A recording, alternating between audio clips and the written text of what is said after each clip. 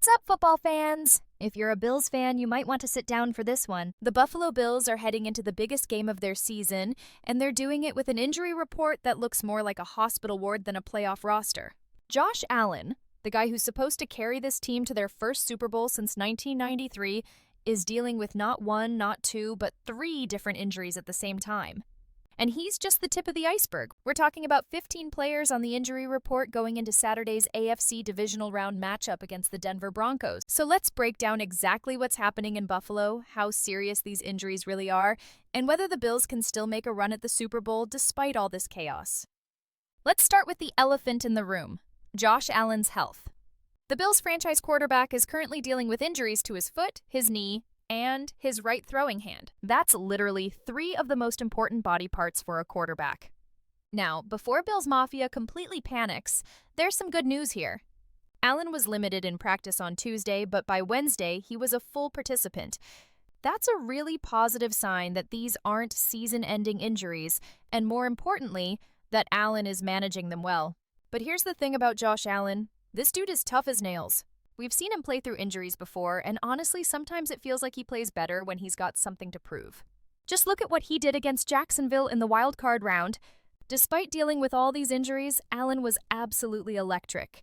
He scored 3 times, including a clutch passing touchdown to Dalton Kincaid with under 9 minutes left, and then the game-sealing rushing touchdown with just over a minute remaining. That's the kind of performance that reminds you why Allen is considered one of the best quarterbacks in the NFL. The question isn't really whether Allen will play. We all know he will. The question is, how much will these injuries affect his mobility and his ability to make those signature Josh Allen plays that drive defenses absolutely crazy?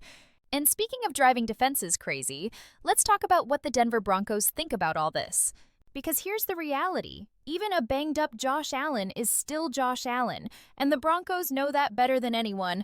Denver's got one of the best defenses in the entire NFL this season, and they're going to need every bit of that talent on Saturday.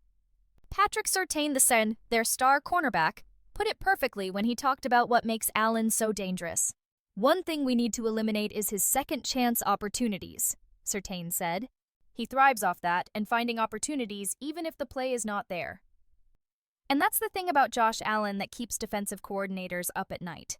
When a play breaks down, and plays break down in every single football game, most quarterbacks are in trouble.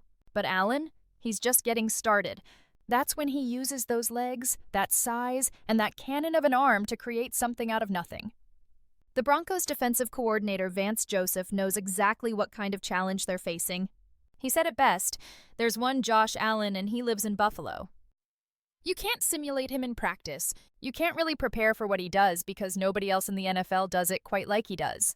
Last year when these teams met, Allen threw for 272 yards and 2 touchdowns, and that was with a healthy Bills offense. So even with all these injury concerns, Denver knows they're in for a battle. But here's where things get really concerning for Buffalo. It's not just about Josh Allen's injuries. It's about who he's throwing to. Or more accurately, who he's not throwing to anymore. The Bills just lost 2 wide receivers to torn knee ligaments. Tyrell is done for the playoffs. Gabe Davis? Also done.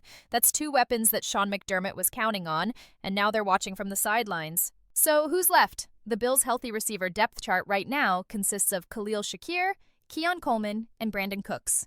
That's basically it for proven NFL receivers on the active roster. Now the Bills are scrambling to adjust. They're looking at promoting guys like Mecole Hardman and Steven Gosnell from the practice squad. They even added Christian Wilkerson to the practice squad this week, which tells you how desperate they are for receiver depth.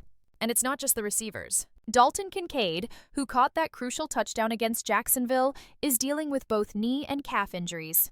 Running back Ty Johnson has an ankle injury. Curtis Samuel, who could have provided depth, is on the injured reserve list with an elbow issue. When you add it all up, the Bills' offensive weapons are seriously depleted going into a game where they're facing one of the league's best defenses. That's not a recipe for success in the playoffs, and if you thought the offensive side was bad, wait until you hear about the defense. The Bills have injuries literally everywhere on that side of the ball. Terrel Bernard, one of their key linebackers, is dealing with a calf injury. AJ Epinesa has a neck issue. Maxwell Hairston's got an ankle problem. Remember Damar Hamlin, whose story captivated the entire country? He's dealing with a pectoral injury. Then you've got Matt Milano with an ankle injury, Ed Oliver with a bicep issue, Jordan Poyer nursing a hamstring, Greg Rousseau with back problems, Shaq Thompson dealing with a neck injury, and even kicker Matt Prater is on the injury report with quad and calf issues in his right leg. That's 10 defensive players on the injury report. 10!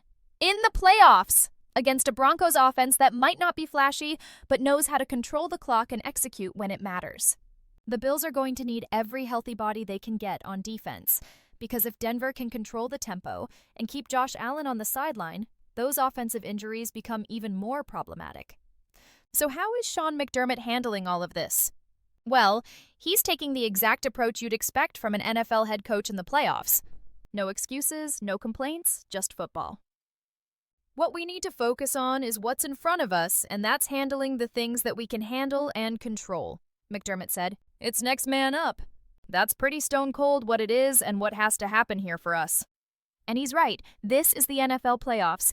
Every team is dealing with injuries at this point in the season. The teams that advance are the ones that can overcome adversity and find ways to win despite not having their full roster available. The Bills have been one of the most resilient teams in the AFC all season long. They've dealt with ups and downs, they've won close games, and they've shown the ability to adjust on the fly. Now they're going to need all of that experience and more. The next man up mentality isn't just a cliche, it's literally the only option Buffalo has right now. Guys who weren't expecting significant playing time are going to be thrust into crucial roles in a playoff game. Can they step up when it matters most? So here's what we're looking at for Saturday at 4:30 p.m. Eastern Time. The Buffalo Bills, banged up but dangerous, facing off against the Denver Broncos and their elite defense in the AFC Divisional Round. Josh Allen is going to play, injuries and all, because that's what stars do in the playoffs. The question is whether his depleted supporting cast can give him enough help to overcome a Broncos defense that's specifically game planning to take away those second-chance plays that make Allen so special. For Denver, this is a golden opportunity. They're facing a Bills team that's clearly compromised physically, and if they can pressure Allen, force him to beat them from the pocket rather than with his legs, and take away the deep ball, they've got a real shot at an upset. But never count out Josh Allen in January. We've seen him do incredible things before, and something tells me we're going to see some more magic on Saturday. What do you think? Can the Bills overcome all these injuries and keep their Super Bowl hopes alive? Or is this Denver's year to pull off the upset? Drop your predictions in the comments below, and if you want more NFL playoff coverage, make sure you hit that subscribe button and turn on notifications so you don't miss any of the action. Thanks for watching.